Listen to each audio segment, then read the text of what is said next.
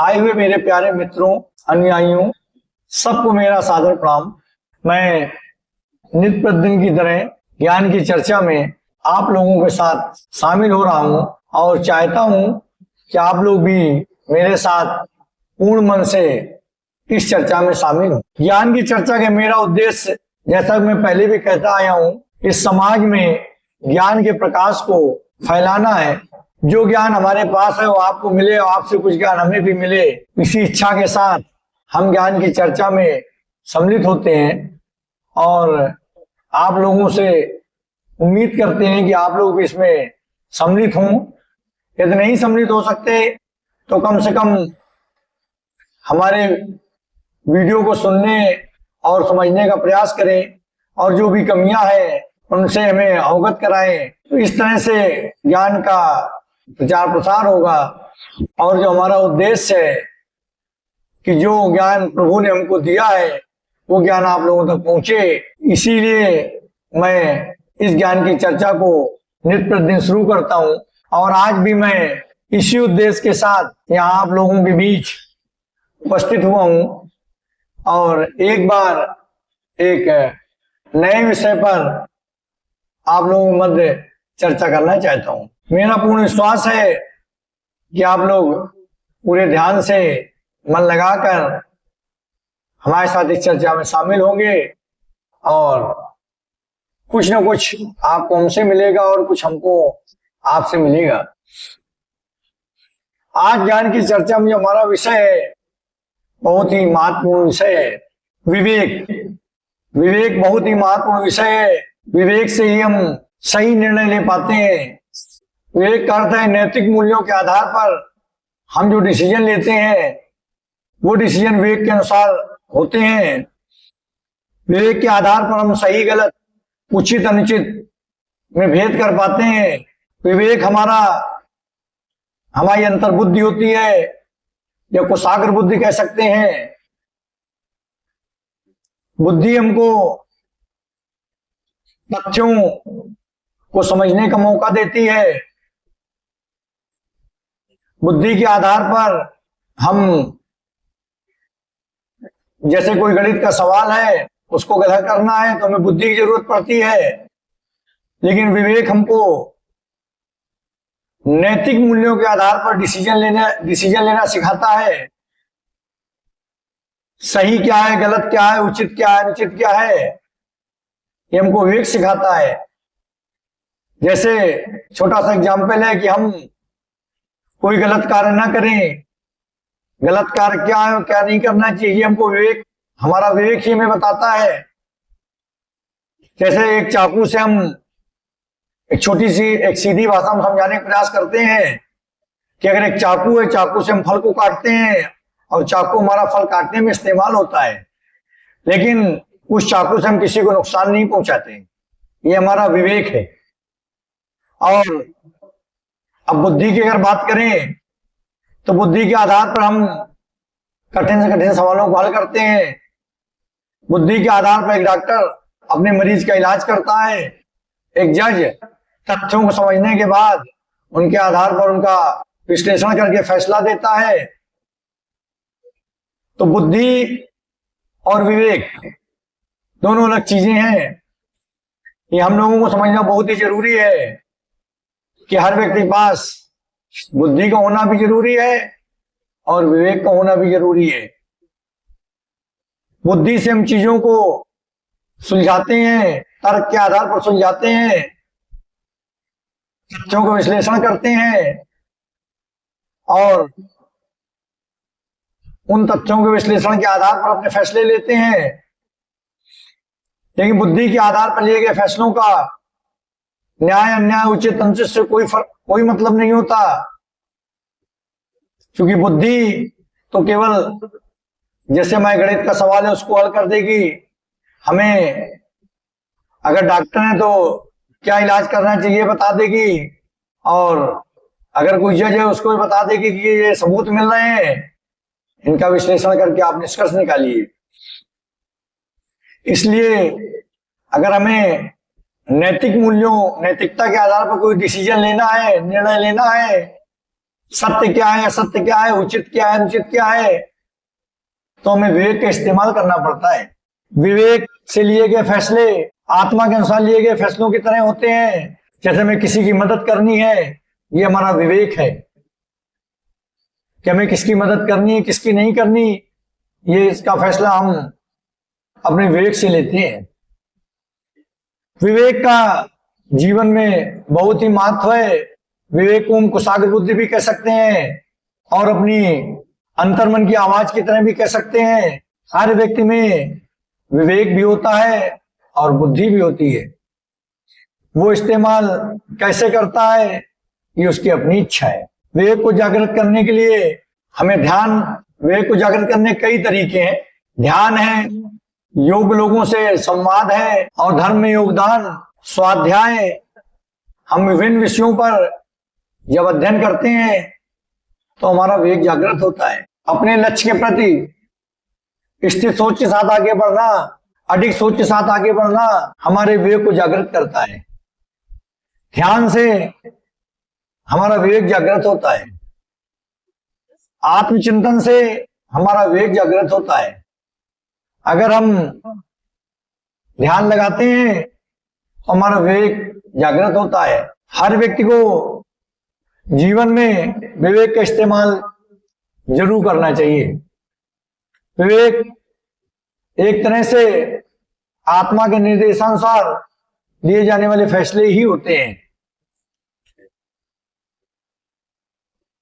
तो हमें अपने जीवन में विवेक का इस्तेमाल जरूर करना चाहिए। विवेक के अनुसार ही हमें किसी की मदद करना है या क्या कार्य करना है, सही क्या है, गलत क्या है, उचित क्या है, अनुचित क्या है, ये फैसले हम विवेक से ही ले सकते हैं, बुद्धि से नहीं। बुद्धि से हम पढ़ सकते हैं, गणित के सवाल हल कर सकते हैं, मरीजों का इलाज कर सकते हैं, तर्कों के आधार पर फैसले ले सकते हैं। ये हमारे बुद्धि के काम है। इसलिए आज जितने लोग हमें सुन रहे हैं, जिन लोगों तक मेरी आवाज पहुंच रही है, बहुत ही अच्छी तरह से बुद्धि और विवेक दोनों के बारे में समझें और अपने जीवन में बुद्धि और विवेक दोनों का इस्तेमाल करें ताकि वे अच्छी समाज का निर्माण कर सकें, अपने आप को अच्छा बना सकें और इस समाज में एक अच्छा माहौल पैदा हो सके। क्योंकि जहां अच्छी बुद्धि होगी वहां अच्छे ज्ञान का प्रकाश होगा, जहां अच्छा ज्ञान होगा वहां लोग योग्य होंगे और जहां लोग विवेक का इस्तेमाल करेंगे वहां अनैतिक कार्य नहीं होंगे, नैतिक कार्य होंगे। लोग अच्छा सोचेंगे, अच्छा करेंगे।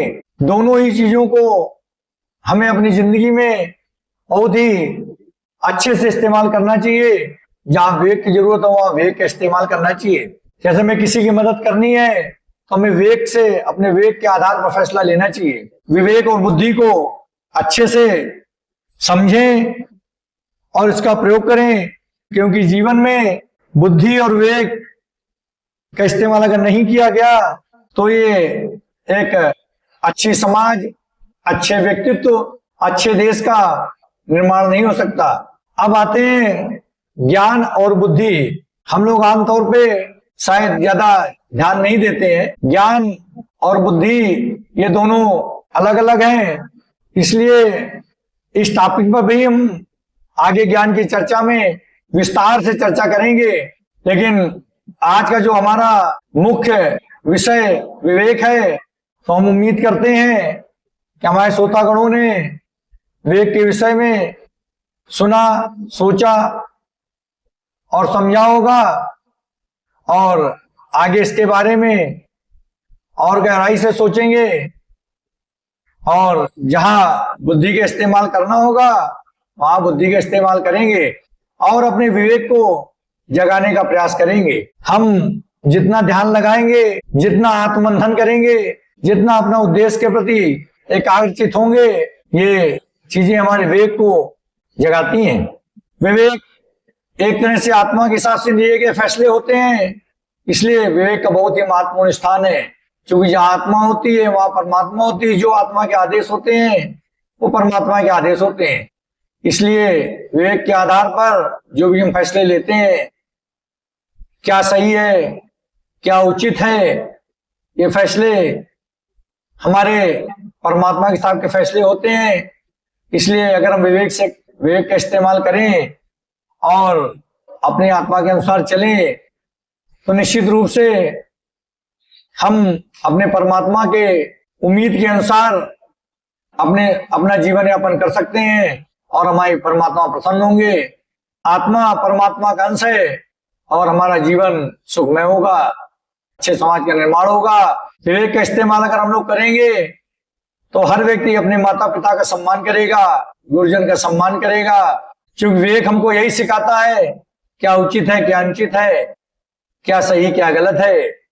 और जो बच्चा अपने माता पिता का सम्मान करेगा, अपने गुरुजन का सम्मान करेगा, अपने शिक्षक का सम्मान करेगा, अपने से बड़ों का सम्मान करेगा, वो निश्चित रूप से एक अच्छा बालक बनेगा और अपने जीवन में इन सब लोगों के आशीर्वाद से और अपने विवेक के अनुसार एक उसका उज्जवल भविष्य होगा। और जब हमारे बच्चों को उज्जवल भविष्य होगा तो हमारी समाज अपने आप खुशहाल हो जाएगी, हमारा देश प्रगति के पथ पर आगे बढ़ जाएगा और एक अच्छी समाज, अच्छे देश, अच्छे संसार की हम कल्पना कर सकते हैं। हमारा उद्देश्य ही इस ज्ञान की चर्चा का या प्रभु द्वारा दिए गए ज्ञान के फैलाने का उद्देश्य यही है कि हमारी समाज में लोगों के मन में ज्ञान के प्रति जागरूकता बढ़े, अपने विवेक को जगाएं और अपनी बुद्धि और कुशाग्र करें। क्योंकि जब बुद्धि अच्छी होगी, विवेक जगेगा, तभी हम कुछ उम्मीद कर सकते हैं अच्छे होने के लिए। क्योंकि जब विवेक जग जाएगा तो लोग गलत कार्य नहीं करेंगे, गलत कार्य नहीं करेंगे तो समस्याएं घट जाएंगी, समाज में अपराध घटेंगे और जब अपराध घटेंगे तो हमारी एक अच्छी समाज बनेगी और लोग खुशहाल होंगे, माता पिता खुशहाल होंगे, बड़े बुजुर्ग खुशहाल होंगे और इस तरह से हमारा समाज खुशहाल होगा। और अगर विवेक सब लोगों में जग जाए, जो भी हमारे उच्च स्तर के जिम्मेदार व्यक्ति हैं, जिन्हें समाज जिम्मेदार मानता है और जो समाज के लिए जिम्मेदार अपने को कहते हैं, अगर उन लोगों के मन में विवेक जागृत हो जाए, उन्हें विवेक जागृत करना चाहिए। अगर विवेक जागृत हो जाएगा तो कोई व्यक्ति गलत कार्य नहीं करेगा और जब जिम्मेदार लोग गलत कार्य नहीं करेंगे, सही और गलत का समझ में आ जाएगी और सही गलत के हिसाब से अपना जीवन चलाने लगेंगे और सही और गलत के फैसले सही से लेने लगेंगे, क्या सही है और क्या गलत है अपने विवेक के आधार पर लेने लगेंगे तो हमारी समस्याएं काफी हद तक घट जाएंगी और लोग खुशहाल होंगे, अच्छी समाज होगी, अच्छे देश का निर्माण होगा। इसलिए हम उम्मीद करते हैं कि आज विवेक और ज्ञान को हम लोगों ने अच्छे से समझा है और अगर मन में कोई प्रश्न होगा तो उसका उत्तर देने का प्रयास करेंगे। क्योंकि इस संसार में कोई पूर्ण ज्ञान तो किसी के पास है नहीं, क्योंकि पूर्ण ज्ञान तो केवल परमपिता परमेश्वर के पास है। लेकिन जो भी ज्ञान मेरे पास है उसके आधार पर मैं अपने श्रोतागणों को उत्तर देने का प्रयास करूंगा। इसी के साथ आज ज्ञान की चर्चा मैं यहीं पर समाप्त कर रहा हूं। आगे अगले दिन फिर ज्ञान की चर्चा में आप लोगों के समक्ष उपस्थित होऊंगा। तब तक के लिए आप लोगों से विदा लेता हूं। ओम नमः शिवाय। ओम शांति। जय भोलेनाथ।